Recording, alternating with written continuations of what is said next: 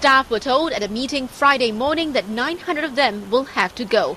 At a news conference to announce its third quarter results, DBS Group CEO Richard Stanley says the goal of the cuts was to be decisive, be quick and to move on. The cuts form 6% of its workforce. But across all businesses and functions and at all levels of the organization. And the result and the reason for these cuts is really to allow DBS to be a much leaner, more streamlined organization. We have no plans to cut beyond this. The bank says this is not reflective of its financial position, which remains strong and sound. Laid-off staff will be paid the equivalent of 1 month's salary for every year of service as per market practice.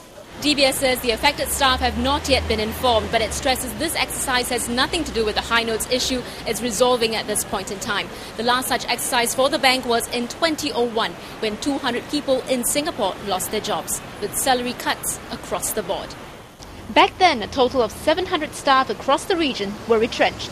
This time round, they're not expecting any salary cuts. Singapore's Deputy Labour Chief says retrenchments will still remain relatively low this year at about 10,000 jobs. That is because this recession has just started toward the end of the year. So we think that the unemployment and retrenchment numbers will go up next year. But one bright spark in all of this, construction, land transport and the healthcare sectors will still see strong demand for jobs. Some DBS customers are upset over the bank's sale of structured products linked to the failed Lehman Brothers. But DBS says it's not exiting the investment products business. We're still distributing unit trusts.